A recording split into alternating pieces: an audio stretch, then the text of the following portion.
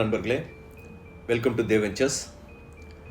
சமீபத்தில் பாலி போகலான்னு பிளான் பண்ணிவிட்டு அதுக்காக ஒரு 3 மாதத்துக்கு முன்னாடியே பிளான் எக்ஸிக்யூட் பண்ணலான்னு சொல்லிட்டு நிறைய வீடியோஸ் பார்த்துருந்தேன் யூடியூப்பில்.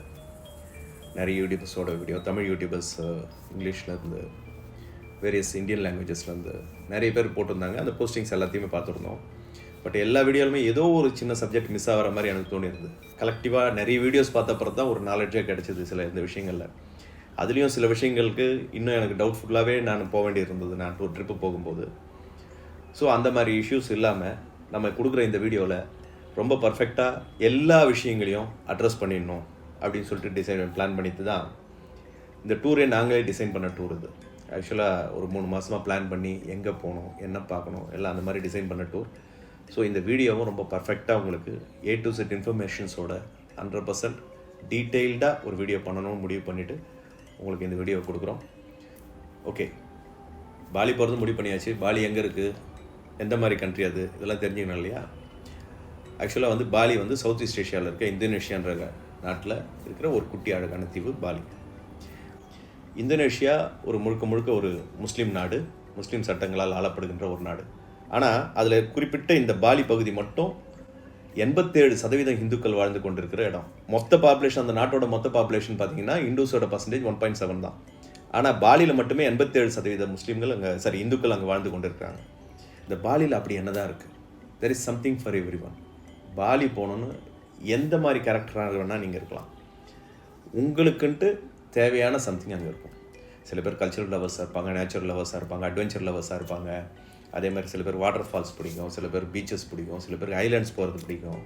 ஸோ எல்லாருமே, சில பேர் அமைதியாக இருக்கணும்னு நினைப்பாங்க. எந்த ஆக்டிவிட்டீஸ் எல்லாம் அமைதியாக இருக்கணும்னு நினைப்பாங்க. எல்லாருக்குமே there is something for everyone. So first cultural லவர்ஸ்னால் பாலியை பொறுத்த வரைக்கும் ஹிந்து கல்ச்சர் ரொம்ப ஹெரிட்டேஜோடு இருக்க இடம் பாலி. ஹெரிட்டேஜ் அப்படின்னே சொல்லலாம். அது பாலி ஹிந்து கல்ச்சரை அவ்வளோ அழகாக அங்கே கொண்டாடின்னு இருக்காங்க. போகிற இடங்கள்லாம் கோயிலுக்கு போகிறத பார்க்குறோம்.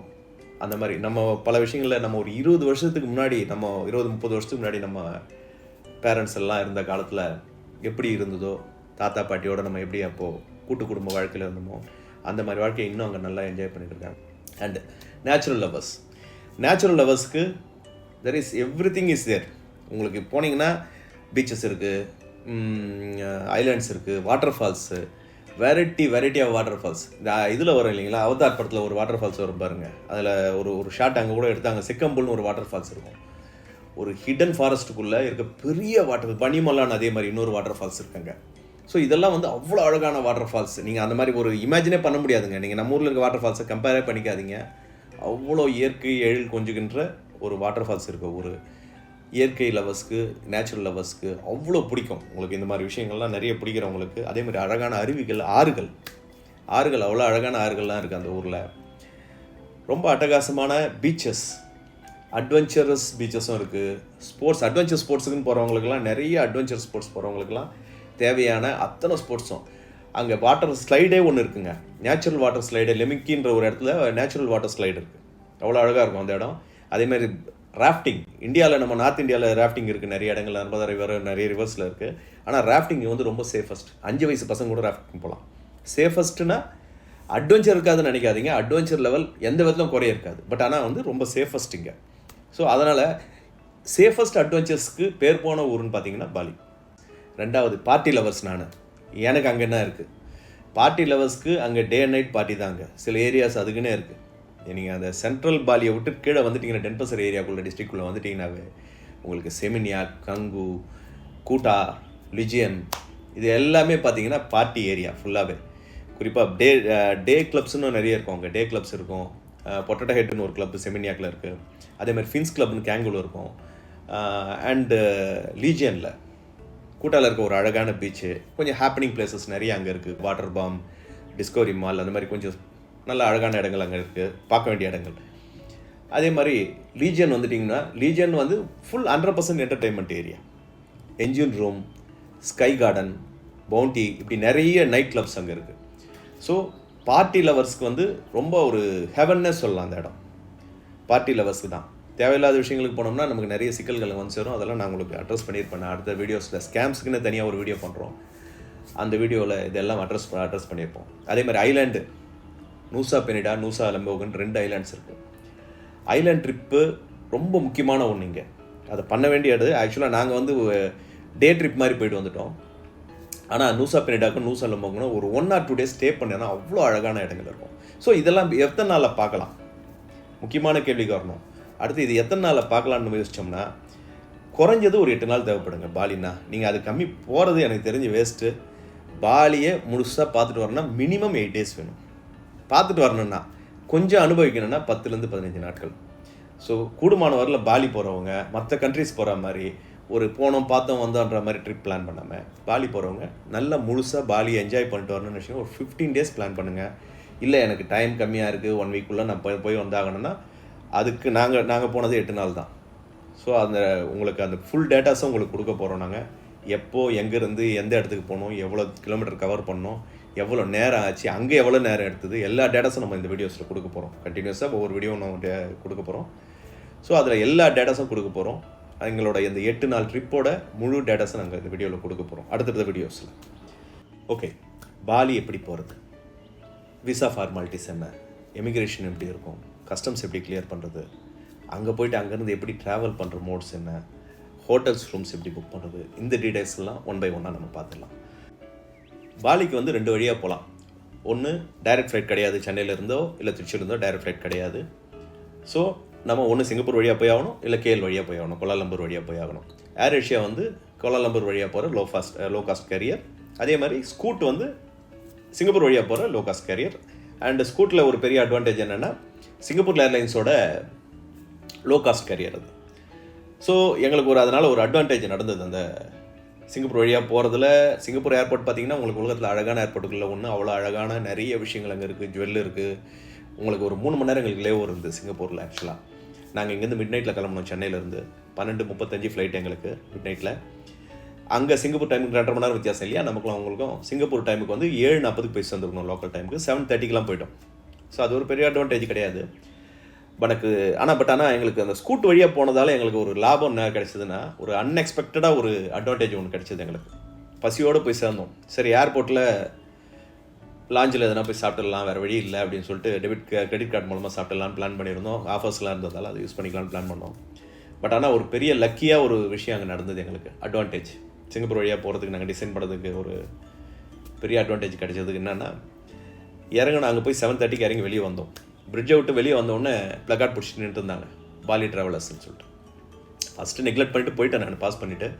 அதுக்கப்புறம் என்ன பண்ணேன், சரி என்னன்னு விசாரிக்கலாம்னு சொல்லிட்டு, என்ன விஷயம் அப்படின்னா வந்துட்டு, பாலி போகிறீங்களா அப்படின்னாரு. எஸ் சார் அப்படின்னா. கொஞ்சம் இங்கே வெயிட் பண்ணுங்க அப்படின்னாரு. சரி ஓகே, ஒரு 5 நிமிஷம் வெயிட் பண்ணோம். அவ்வளோதான். ஒரு 7-8 பேசஞ்சர்ஸ் வந்தவுடனே, பாலி போகிறவங்க 8 பேசஞ்சர் வந்தோடனே எங்களை வேகமாக கூப்பிட்டு போய் அங்கேருந்து செக்யூரிட்டி செக்இன் முடிச்சுட்டு ஒரு இடத்துல நிற்க வச்சாங்க. ஆக்சுவலாக பார்த்தோம்னா எங்களுக்கு வந்து 10:40 ஃப்ளைட்டு 1:45 பாலி போய் சேர்ந்துருப்போம். பாலி லோக்கல் டைமுக்கு 1:45. அங்கே சிங்கப்பூரும் பாலியை வந்து ஒரே டைம் ஜோனில் இருக்க கண்ட்ரிஸ். வேறு இதில் இருந்தாலும் அவங்க ஒரே டைம் ஜோனில் இருக்க கண்ட்ரிஸ். ஸோ நாங்கள் 1:45 அங்கே போய் சேர்ந்துருக்கணும். ஆனால் அவர்கிட்ட கேட்டேன், என்ன விஷயம் சார், எதுக்காக நீங்கள் எங்களை இந்த மாதிரி தனியாக ஒரு 8 பேர் மட்டும் கூட்டு வந்தீங்க சார்? உங்களை அப்கிரேட் பண்ணுறோம் நாங்கள் சிங்கப்பூர் ஏர்லைன்ஸ்க்கு. 9:10 ஒரு ஃப்ளைட் கிளம்புது இங்கேருந்து. ஸோ அந்த ஃப்ளைட்டில் நீங்கள் போயிடுங்க. உங்களுக்கு ஈவன் பிரேக்ஃபாஸ்ட் நீங்கள் என்ன சார், நாங்கள் சாப்பிட்டுக்கிட்டு போகணும்னு பிளான் பண்ணியிருந்தோம், ஏர்போர்ட் சுற்றணும்னு பிளான் பண்ணியிருந்தோம். இல்லை சார், உங்களுக்கு அதை பார்க்காதீங்க. ஃப்ளைட்டு சிங்கப்பூர் ஏர்லைன்ஸ் எப்படி இருக்கும் உங்களுக்கு எல்லாருக்குமே தெரியும். அவ்வளோ அழகான ஒரு ஃப்ளைட்டு, அவ்வளோ அருமையான ஒரு ஃப்ளைட்டு. பாலி மாதிரி கண்ட்ரிக்கு போகிற ஃப்ளைட் எப்படி இருக்கும்னு பார்த்துக்கோங்க. அதுலேயே அவ்வளோ அழகாக இருந்தது ஃப்ளைட்டு. எங்களுக்கு அப்கிரேட் பண்ணியிருந்தாங்க. பிரேக்ஃபாஸ்ட் எல்லாமே ஃப்ளைட்லேயே கொடுத்துட்டாங்க. ஸோ அந்த அட்வான்டேஜ் இங்கே கிடச்சிது எனக்கு. ரெண்டாவது 9:10 எனக்கு 9:10 நான் 10:40 கிளம்ப வேண்டிய வேலை 9:10 கிளம்பி அங்கே போய் சிங்கப்பூர் பாலிக்கு நாங்கள் வந்து கிட்டத்தட்ட 11:30 லேண்ட் ஆகிட்டோம். 11:40 suppose to be landed.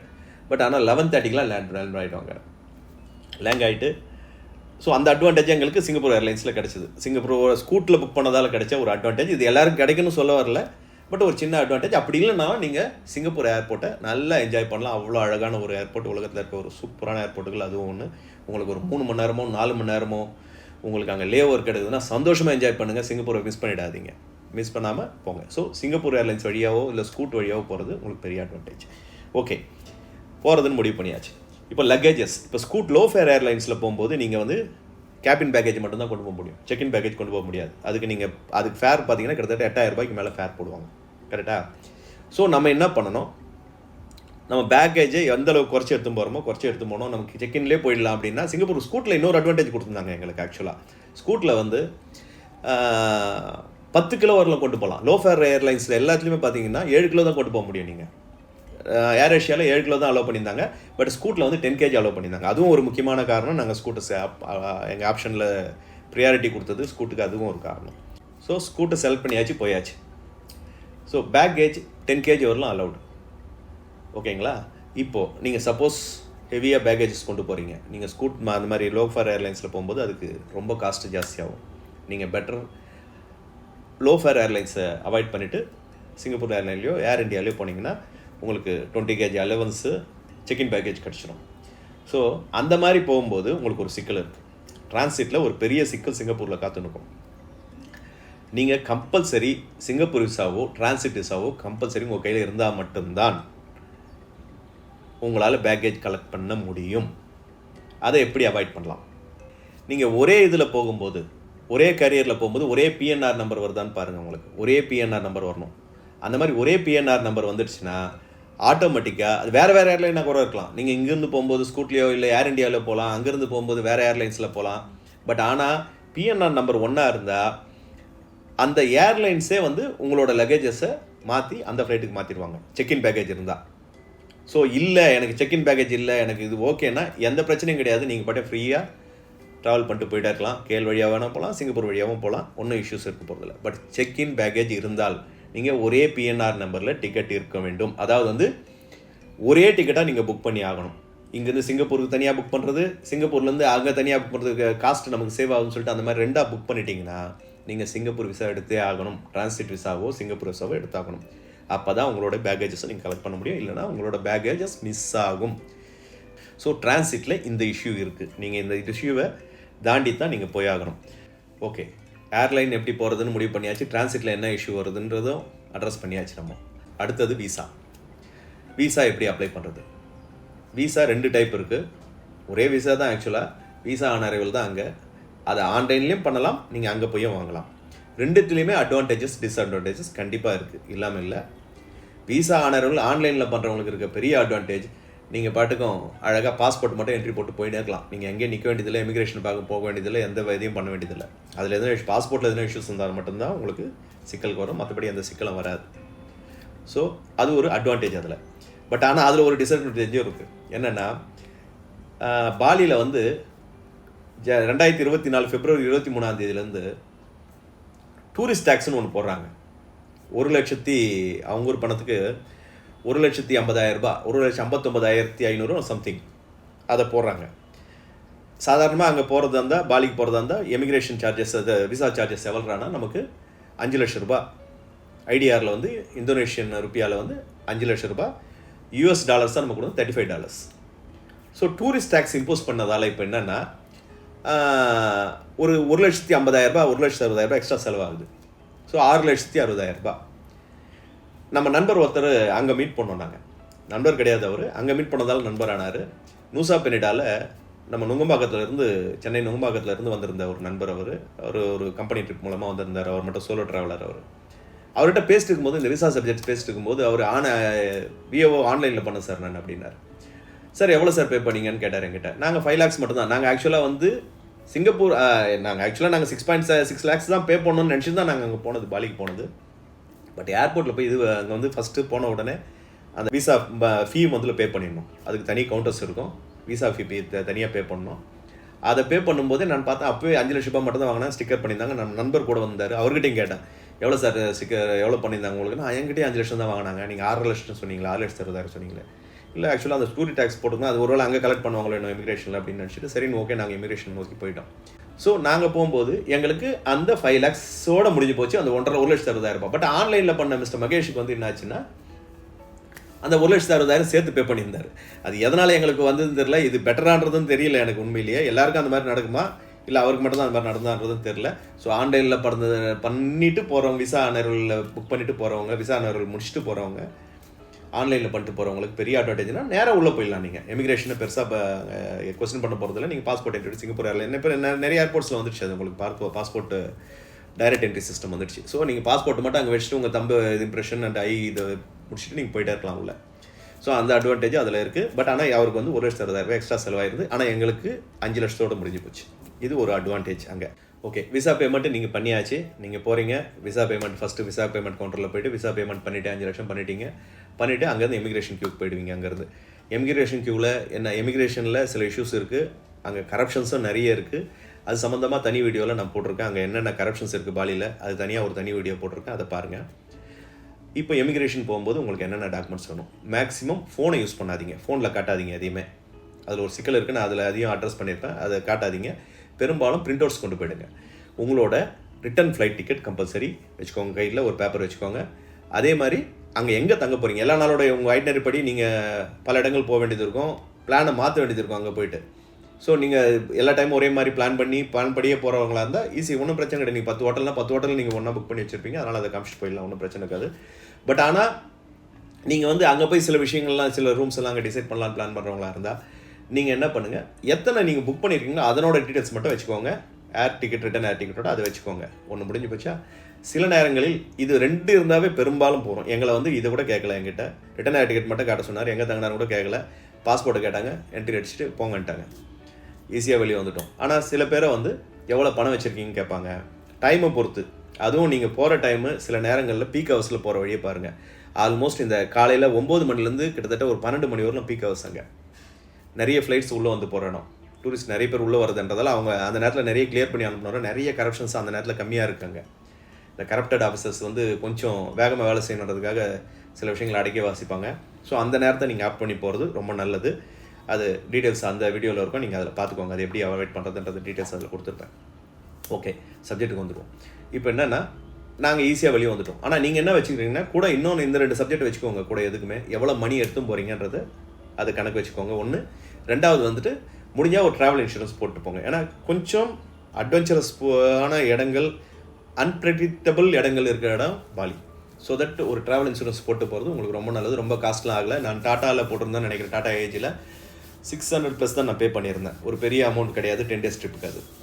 So ஒரு ட்ராவல் இன்சூரன்ஸ், இந்த 4 பேப்பர்ஸும் கையில் இருந்ததுன்னா நீங்கள் 100% சேஃப். உங்களை யாரையும் எந்த கேள்வியும் கேட்க மாட்டாங்க. பெரும்பாலும் ஈஸியாக நீங்கள் எமிக்ரேஷன் பாஸ் பண்ணி வெளியே வந்துடுவீங்க. பாலியில் எமிக்ரேஷன் முடிச்சுட்டு வெளியே வந்த உடனே கஸ்டம்ஸ் இன்னொன்று பண்ணி ஆகணும். அங்கே கஸ்டம்ஸ் ஃபார்ம் ஒன்று இருக்குது, ஆன்லைனில் தான் பண்ணி ஆகணும். அதை அங்கேயே கம்ப்யூட்டர்ஸ் வச்சுருப்பாங்க, நீங்கள் அதுக்காக டென்ஷன் பட வேண்டாம். போன உடனே அங்கேயே கஸ்டம்ஸில் அங்கே ஒரு லைனாக வச்சுருப்பாங்க, ஒரு 4-5 கம்ப்யூட்டர் வச்சுருப்பாங்க, க்யூ இருக்கும். உங்கள் டென்காக வெயிட் பண்ண. நான் போனோடனே எனக்கு ஒரு கம்ப்யூட்டர் ஃப்ரீயாக இருந்து நான் போய் பண்ணிட்டேன். பட் திரும்பி பார்க்கும்போது தான் எனக்கு பின்னாடி 4 பேர் வெயிட் பண்ணாங்க. நாங்கள் ரொம்ப டைம் எடுத்தோம், கொஞ்சம் 4 பேர் வெயிட் பண்ணிட்டு இருந்தாங்க அதுக்காக. ஸோ அது ஒன்றும் பிரச்சனையே கிடையாது. நீங்கள் என்னென்ன கொண்டு போகிறீங்க, ஏன்னா அவங்க கேட்குற அதில் சில டீட்டெயில்ஸ் கேட்டிருப்பாங்க.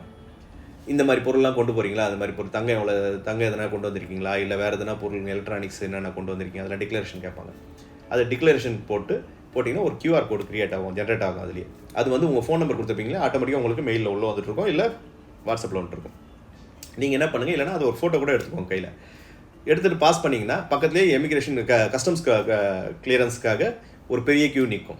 அதுவும் எமிக்ரேஷன் எப்படியோ அதே மாதிரி அங்கே கஸ்டம்ஸும் தனியாக இருக்கும். அங்கே நீங்கள் போகும்போது, நாங்கள் போகும்போது நிறைய கூட்டம் இருந்தது. அதனால் என்ன பண்ணாங்க, என்கிட்ட எதையுமே கேட்கல. அவர் QR கோடை இப்படி காமிச்சேன், இப்போ அப்படின்ட்டாங்க. நேராக வந்துட்டோம் நாங்கள் வெளியில்.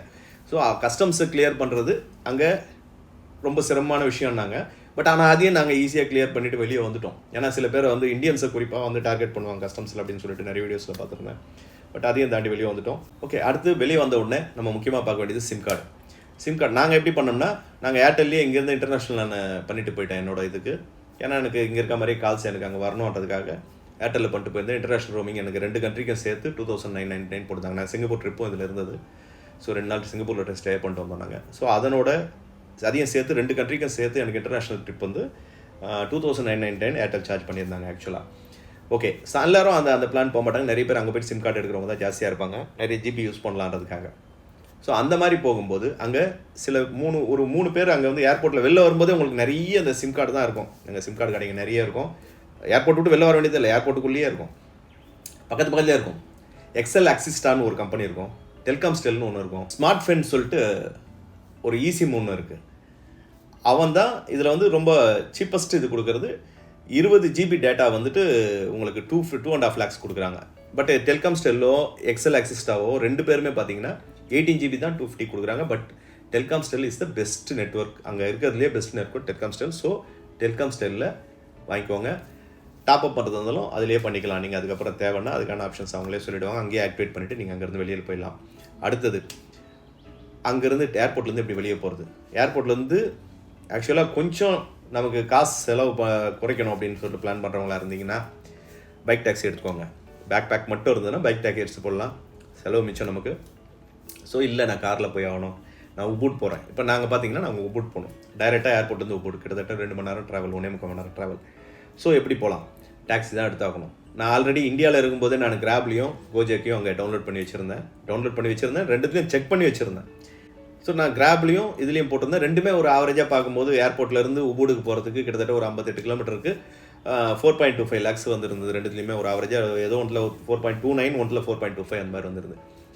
நான் வெளியே வந்தவுடனே அங்கேருந்து இப்போ நாங்கள் நிறைய பெருசாக டாக்ஸின்னு நானுங்க. ஏர்போர்ட் விட்டே வெளில வரல, ஏர்போர்ட்டுக்குள்ளேயே எல்லா கூத்தும் நடக்குது அங்கே. டாக்ஸி என்னானுங்க, ஓகே எவ்வளோ ரேட் என்ன, எங்கே போனோன்னா உபூடு என்ன 5 lakhs கொடுங்க சார் அப்படின்னா. 5 lakhsலாம் கொடுக்க முடியாது, கிராப்லேயே கம்மியாக இருக்குது, நான் அதில் போய்க்கிறேன் அப்படின்னு சொல்லிட்டு வெளில வந்தோடனே சரிங்க சார் ஓகே சார் நாங்கள் 4 lakhs உங்களுக்கு கொடுக்குறோம் சார் நானுங்க. பேரம் பேசி போனீங்கன்னா போகலாம். பட் ஆனால் அதில் பெரிய டிஸ்அட்வான்டேஜ் இருக்குது. என்னென்னா நீங்கள் என்ன பேரம் பேசுனீங்கன்றதை அவங்ககிட்ட எழுதி வாங்கிடணும். 4 lakhs இங்கேருந்து எங்கே போகிறோன்றது எழுதி வாங்கிட்டு தான் நீங்கள் அங்கே போகணும். நாங்கள் அதான் பண்ணோம், வீடியோவும் எடுத்துக்கணும்.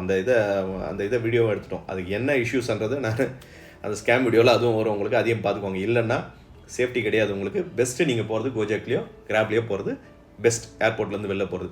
ஸோ பைக் டாக்ஸி உங்களுக்கு செலவு கம்மினா பைக் டாக்ஸியில் போயிடலாம். செமினியாக்கு போய்ட்டு அங்கேருந்து கார் எடுத்து போனீங்கன்னா ரொம்ப சீப்பாக இருக்கும். அங்கேருந்து உப்பூடு போகிறதுக்கு ரொம்ப காஸ்ட்லாம் ஆகாது. ஒரு 1.5 லட்சத்தில் போயிடலாம், இல்லை 2 லட்சத்துக்குள்ளே போயிடலாம். அங்கே 1 லட்சம்ன்றது நம்ம ஊர் காஸ்ட்டுக்கு கிட்டத்தட்ட 600 ரூபா. நாங்கள் போட்ட கணக்குப்படி எங்களோட டோட்டல் செலவுகளில் நாங்கள் ஆவரேஜாக கணக்கு போட்டு வச்சிருந்தது 600 ரூபா. அவங்களுடைய 1 லட்சம்ன்றது நம்மளுடைய 600 ரூபாய். நம்மளுடைய 1 ரூபா கொடுத்தா அவங்க 177 ரூபா 10 காசு எங்களுக்கு ஆவரேஜாக கொடுத்துருந்தாங்க. ஒவ்வொரு நாளும் அந்த வேல்யூ மாறும் இல்லையா, அதனால் அது அடுத்த சப்ஜெக்டில் வரேன் நான். ஸோ நீங்கள் இந்த கணக்கு மட்டும் வச்சுக்கோங்க. 1 லட்சம் ரூபாய்னா அவங்களோட 1 லட்சம், நம்மளோட 600 ரூபா நீங்கள் கணக்கில் வச்சுக்கோங்க. ஸோ 4.5 லட்ச ரூபா செலவாக வேண்டியது, ஒரு 4.25 லட்ச ரூபா செலவாக வேண்டியது 4 லட்சத்தில் போனோம். ஒரு கிட்டத்தட்ட ஒரு 100 ரூபா சேவ் பண்ணணும்னு வச்சுக்கோங்களேன் அந்த விஷயத்தில். ஃபஸ்ட் ரொம்ப சேவிங் வேணும்னா நான் சொன்ன அந்த ஆப்ஷன் போயிடுங்க, பைக் எடுத்துகிட்டு போயிடுங்க. செமினியாக்கோ இல்லை வெளியே ஏர்போர்ட் விட்டு வெளியே போய்ட்டு நீங்கள் கார் எடுத்துகிட்டு போனீங்கன்னா ரொம்ப சீப்பாக இருக்கும். கோஜாக்கோ இல்லை கிராப்லேயே புக் பண்ணி போனால் ரொம்ப சீப்பாக இருக்கும் உங்களுக்கு. ஓகே, இப்போ கரன்சி எப்படி கொண்டு போகலாம்ன்றது பார்க்கலாம். கரன்சி மேக்ஸிமம் நீங்கள் யூஎஸ்டியாக கொண்டு போகிறது பெட்டர். ஏன் சொல்கிறேன்னா, இங்கே கன்வெர்ட் பண்ணிங்கன்னா நம்ம ஒரு 5,000 ரூபாய்க்கு நீங்கள் ஐடியா பர்ச்சேஸ் பண்ணுறீங்கன்னா 8,13,000 கொடுப்பாங்க. அதுவே அங்கே போய் வாங்கும்போது நமக்கு வேல்யூ ஜாஸ்தியாக கிடைக்கும், 8,85,500 கிடைக்கும். அதாவது ஒரு 5,000 ரூபாய்க்கு கிட்டத்தட்ட ஒரு 10% லாபம் கிடைக்கும். அதனால் பெரும்பாலும் நாங்கள் போகும்போது எங்களுக்கு $100 8,450 ரூபா இந்தியாவில் கிடச்சிது. 8,450 ரூபாய்க்கு யூஎஸ்டி $100 கிடச்சிது எங்களுக்கு. ஸோ நீங்கள் யூஎஸ்டியாக கொண்டு போகிறது அங்கே பெட்டர். ஏன்னா யூஎஸ்டி கொண்டு போகும்போது ஏர்போர்ட்லேயே நீங்கள் ஈஸியாக விசாவும் அதிலே பே பண்ணிடலாம். 35 வீசா அதில் பே பண்ணிடலாம். வேறு எதுவாக இருந்தாலும் ஏர்போர்ட்டுக்குள்ளே யூஎஸ்டி செல்லுபடியாகும். வெளியில் போகும்போது நீங்கள் டாக்ஸி பிடிச்சி தான் போகிறீங்க, போகும்போது நீங்கள் வெளியே கன்வெர்ட் பண்ணிக்கலாம். வேணும்னா ஏர்போர்ட்லேயே கொஞ்சம் கன்வெர்ட் பண்ணிக்கிட்டு தான் பண்ணிக்கலாம். என்ன வித்தியாசம் வரும்னா நான் சொன்னது தான், 5,000 ரூபாய்க்கு கிட்டத்தட்ட 500 ரூபாய் 410 ரூபாய் நமக்கு லாபம் கிடைக்கும். நம்மளுடைய 1 ரூபா கொடுத்தோம்னா ஐடிஆர் 162 ரூபா 60 காசு கொடுப்பாங்க இந்தியாவில் மாற்றிங்கன்னா.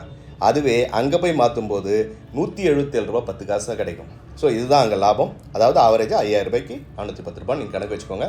ஸோ தட் நீங்கள் அங்கே போய்ட்டு பாலியில் போயிட்டு யூஎஸ்டியை கன்வெர்ட் பண்ணிக்கிறது தான் பெஸ்ட். இந்தியாவிலேருந்து போகும்போது யூஎஸ்டியாக கொண்டு போயிட்டு பாலியில் போயிட்டு ஐடிஆராக மாற்றிக்கோங்க. இதுதான் பெட்டர் ஆப்ஷன். அடுத்து அங்கே பைக் ரெண்டல் நீங்கள் பைக் ரெண்டல் எடுக்கலாம்.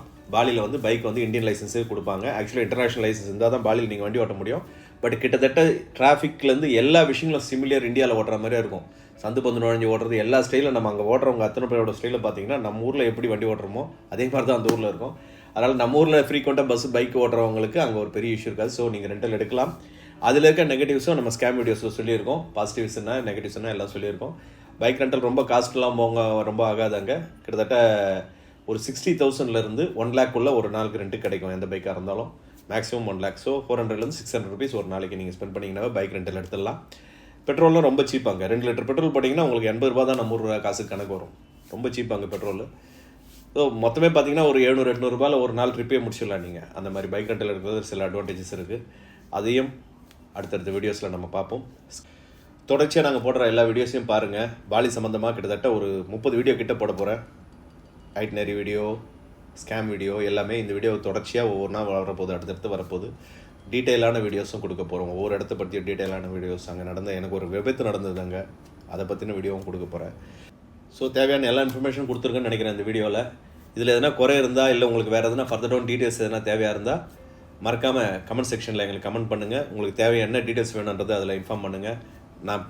நாங்கள் கொடுக்குற இந்த வீடியோவில் எதனா குறை இருந்தாலும் அதையும் எங்களுக்கு சுட்டி காட்டுங்க. ஸோ தட் எங்களை நாங்கள் ஷைன் பண்ணிக்க முடியும்.